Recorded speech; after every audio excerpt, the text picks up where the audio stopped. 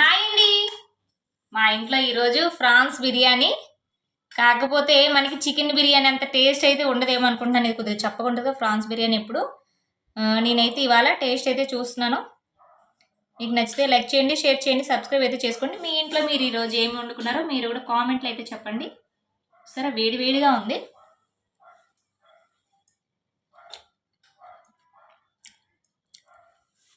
చాలా బాగుంది.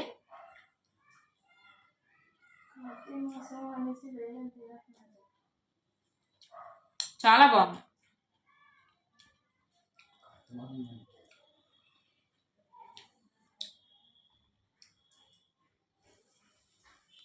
చూసారా,